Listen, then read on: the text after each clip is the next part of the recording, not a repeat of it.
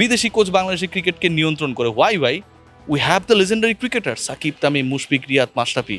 বাইরের একজন এসে এখানটায় ডিভাইড অ্যান্ড রুল করতে চাবে, সেটা হবে কেন? এই যে সবাই বলতেছে যে মেহেদী হাসান মিরাজ কই, রিয়াজ আজমের দলে ছিল না। নিউজ করার পর কোনো কারণে ঘটনাটা চেঞ্জ হয়ে গেছে। হাতুরা সিং এটাকে একসেপ্ট করে নাই। মিরাজ এবং সাইফুদ্দিন এবারে বিপিএলে কোন দলে খেলেছে উত্তর দেবেন ওর কমেন্ট বক্সে, এবং সেই দলের ক্যাপ্টেন কে ছিল উত্তর দিবেন কমেন্ট বক্সে। বিদেশি কোচ বাংলাদেশের ক্রিকেটকে নিয়ন্ত্রণ করে। Why we have the legendary cricketer Shakib, Tamim, Mushfiq, Riyad, Mashrafe. বাইরের একজন এসে এখানটায় ডিভাইড অ্যান্ড রুল করতে চাবে, সেটা হবে কেন? সো এটাই হচ্ছে আমার প্রিন্সিপাল। হ্যাঁ, অনেকের কাছে খারাপ হয়ে যায়, কিন্তু আসলে যেই কাজগুলো আমি করি না দেখে কেউ জানতেও পারে না, আজকে জানালাম, সেগুলো নিয়ে কেউ কথা বলে না। রিয়াসাত ভাই, মানে যখন এটা নিয়ে আলোচনা হচ্ছেই, আমি আরো দুই একটা হচ্ছে আপনার বিরুদ্ধে অভিযোগ আছে, সেগুলো আপনার মুখ থেকে শুনতে চাচ্ছি। এক নম্বর অভিযোগ, আপনি বিভিন্ন খেলোয়াড়দের সাথে ব্যক্তিগতভাবে চুক্তিবদ্ধ, যে কারণে আপনি তাদের কাছ থেকে সকল নিউজ, ভেতরের নিউজগুলো পেয়ে থাকেন। আপনার কাছে সবার আগে সেই নিউজটি চলে আসে, এবং সেটি আপনি অন্য কেউ জানার আগে সে কারণে সেটি প্রচার করতে পারেন বা সেটি আপনি জানাতে পারেন। শোনেন, আপনারা তো মিস্টার রোমেন্ডোকে চিনেন না? দাগ লাগুক যতবার, বার্জার ইজি ক্লিন একবার। হ্যাঁ, এখন লিওনেল মেসি থেকে ক্রিস্টিয়ানো রোনালদো সবার নিউজগুলি তিনি দেন। এই ফুটবলারদের যারা মনে করেন প্রত্যেক সেকেন্ডে কোটি কোটি টাকা আয় করে, তাদের কি ঠেকা পড়ছে ওনার সাথে চুক্তি করে তথ্য দেওয়ার? হ্যাঁ, একজন সাংবাদিক, এই যে আপনি আমার ইন্টারভিউটা করছেন, এটা আপনি কতদিনের প্রসেসে আজকে করেছেন বলেন? দীর্ঘদিন থেকে এই আলোচনাটা চলছে না? আজকে আমরা এখানটায় করলাম যে আমরা আজকে কথা বলবো, কোনো সমস্যা নেই। এখানটায় যারা আসে, এখানটায় যারা কাজ করে, ইন্টারেস্টিং পার্ট কি, আমি বাংলাদেশের একমাত্র কন্টেন্ট ক্রিয়েটর যিনি স্পোর্টস নিয়ে কাজ করছি, যার কোনো স্পেসিফিক জায়গায় চাকরি করি না, যিনি প্রতিদিন এই মাঠে আসেন। আমি কি ভুল বলছি? না, অন্য কেউ আসে না ভাই, আমি আসি এভরিডে। সো আমি যখন এখানে আসবো, আমার অনেক সোর্স তৈরি হবে। এই যে আপনার দেখছেন না, লোকজন হেঁটে যাচ্ছে, গ্রাউন্ডসম্যানরা কাজ করছে, সবাই আমার সোর্স। তো আমি একটা নিউজ কারো ব্যাপারে যখন বেশি পাই বা কম পাই, এর মানে এই না যে একজন ক্রিকেটার অনেক কাজকর্ম থাকে যে আমাকে নিউজটা দিবে। ক্রিকেট বোর্ডে কর্মকর্তা থাকে, ক্রিকেট বোর্ডে অফিসিয়ালসরা থাকে, ক্রিকেটাররা থাকে। আমাদের কাজই হচ্ছে তাদের সাথে লিঙ্কড আপ থাকা। এবং এইটা আমি কেন করি বলেন?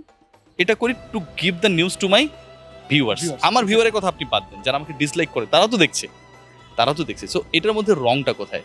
এই যে সবাই বলতেছে যে মেহেদী হাসান মিরাজ কই, রিয়াজ আজমের দলে ছিল না। অনেস্টলি বলেন তো, এই নিউজটা কি শুধু আমি একা করছি? আমি করেছি। আমি আপনাকে স্ক্রিনশটগুলো দিব, আপনি দেখাবেন সেটা।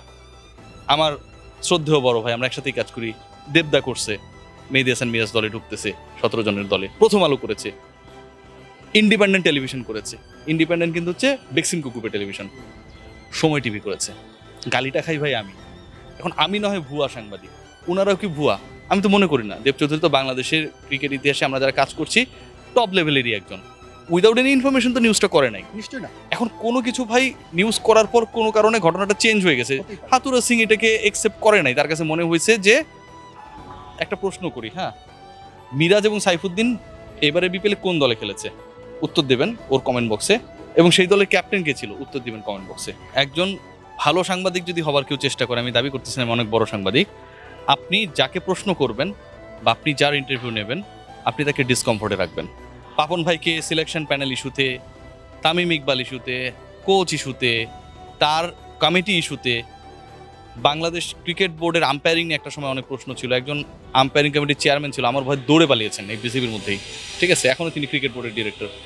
তো এই গার্ডসগুলো কেউ দেখানোর সুযোগ পায় নাই, বা সুযোগ পেলেও আসলে সাহস দেখায় নাই। আমি সেটা করার চেষ্টা করেছি। হ্যাঁ, এখন সবসময় একটা গ্রুপ থাকবে যে আপনাকে পছন্দ করবে না। এই কাজগুলো করতে গিয়ে ক্রিকেটারদের সাথেও আমার অনেক লেগেছে, কারণ কেউ না কেউ বেনিফিশিয়ারি, বা আমি যার পক্ষে কথা বলছি সে হয়তো আরেকজনের সাথে তার সম্পর্ক খারাপ।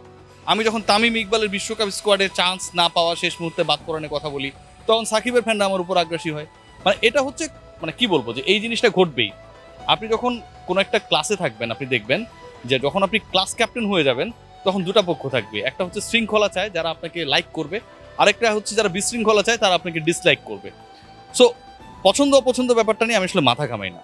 দিন শেষে যারা অপছন্দ করে তারাও বাংলাদেশের ক্রিকেটটা ফলো করে। সো এটা হচ্ছে সবচেয়ে ইন্টারেস্টিং পার্ট। আমি আসলে তাদেরকে নিয়ে মনক্ষুণ্ণ হই না, মাথাও ঘামাই না। সাকিব আল হাসানকে কেন্দ্র করে বা সাকিব আল হাসানের ফ্যান্সরা আমাকে তো অনেক গালিগালাজ করে। দেখুন, আমি আপনাকে দুটো এক্সাম্পল দিব। আমি কিন্তু এই ইস্যুগুলো নিয়ে কোনো রিপোর্ট করিনি, ইন্টেনশনালি করিনি।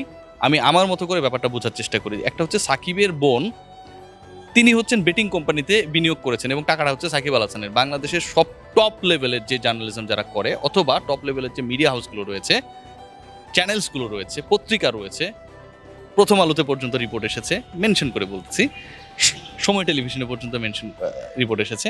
আমি রিয়াসাদ আজিম সাকিবের যে এত বড় হেটার আপনারা মনে করেন আমি করেছি, আমি করি নাই। আমি কেন করিনি জানেন? কারণ নিউজটা ছিল ফেক।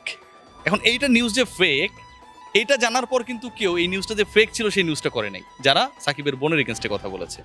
দ্বিতীয় যে পয়েন্টটা, সেটা হচ্ছে সাকিবের বোন ভাই, family member, without being sure আমি তার বোনকে অ্যাটাক করতে পারি না। সাকিব আল হাসান ক্রিকেটার, মাঠে এসে কোনো একটা কিছু করলেন, সেটা নিয়ে আমি আলোচনা করতে পারি। সাকিবের বোনকে নিয়ে আমি শিওর না হয়ে আমি আলোচনা করতে পারি না। This is my character. আমি এটা করতে পারতাম, এই সাকিবের বোনকে কেন্দ্র করে যে নেগেটিভ আলোচনাগুলো হয়েছে সেখানটা তো আমি করতে পারতাম। আপনারা আমাকে ভিউ নিয়ে কথা বলেন না, আমার ভিউ কম হইতো না। ঠিক আছে, আপনারা যারা আমাকে হেট করেন আপনারাও দেখতেন, যারা লাভ করেন তারাও দেখতেন, আমি করিনি। সেকেন্ড পয়েন্ট যেটা, কিছুদিন আগে সাকিব আল হাসান চড়াও হয়েছেন, মাঠ দিয়েছেন মাঠের মধ্যেই, তাই না?